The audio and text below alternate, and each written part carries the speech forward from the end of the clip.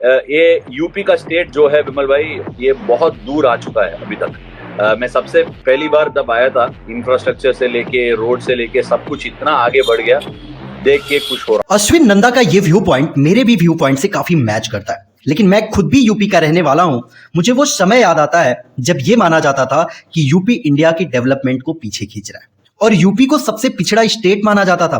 लेकिन आज यूपी गरीबी और भुखमरी से बाहर हटकर इंडिया की इकोनॉमी का सबसे बड़ा हिस्सा बनता जा रहा है और इसका रीजन एक है, योगी आदित्यनाथ। 19 मार्च 2017 को यूपी के पॉलिटिक्स में एक खास चेहरे की एंट्री हुई जिससे लोगों को कोई खास उम्मीद नहीं थी, लेकिन ये एक चेहरे ने यूपी की काया पलट के रख दी।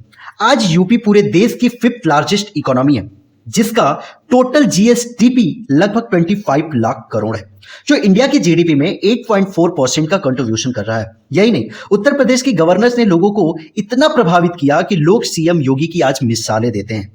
आज की इस वीडियो में हम बात करेंगे कि कैसे योगी आदित्यनाथ ने यूपी को बदला और भारत के सामने एक नया यूपी मॉडल प्रेजेंट किया। इस वीडियो में हम बात करेंगे यूपी के लॉ एंड ऑर्डर के बारे में। अगर बात करें तो योगी आदित्यनाथ के शपथ लेने से पहले यूपी में कत्ल, दंगे, ये सारी चीजें चरम सीमा पर थी। यूपी क्राइम रेट में हाई था, वुमेन्स वायलेंट और क्राइम का बादशाह माना जाता था। सीएम बनने के बाद योगी जी ने कुछ कड़े फैसले लिए जिसमें यूपी की लॉ एंड ऑर्डर में काफी सुधार हुआ। उदाहरण के तौर पे अगर हम देखें तो रेप केस के आंकड़े जो 2017 में 4246 थे, वो घटकर 2020 में 2769 हो गए। अगर बात करें मर्डर केसेस की तो ये आंकड़ा 2017 में 4324 था, वो घटकर 3769 हो गया, जो कि 13% कम हुआ। अगर चोरी के आंकड़ों की बात करें तो वो भी काफी कम हुआ है। 2017 में 60,434 केसेस थे, वही घटकर 2020 में 33,250 केसेस हो गए।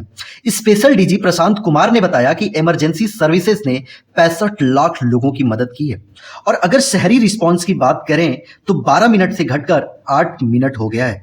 अगर गांव एरिया की बात करें तो ये टाइमिंग 15 मिनट से घटकर 9 मिनट हो गया है। अब बात यह है कि 6 से 7 सालों में लॉ एंड ऑर्डर सुधारने के लिए योगी ने ऐसा क्या किया।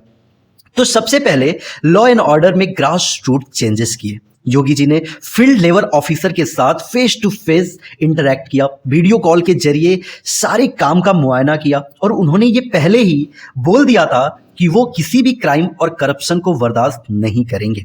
यही नहीं, उन्होंने जीरो टॉलरेंस पॉलिसी भी बनाई यूपी की क्राइम रेट को कम करने के लिए। उन्होंने पुलिस के दिमाग में एक चीज बैठा दी कि वो ईमानदार पुलिस वालों का पूरा सपोर्ट करेंगे और यही वजह थी कि पुलिस पहले माफिया से डर रही थी और वो आज माफिया का डट के सामना कर रहे हैं। माफिया को कंट्रोल में करने के लिए योगी जी ने एक एंटी लैंड माफिया फोर्स बनाया।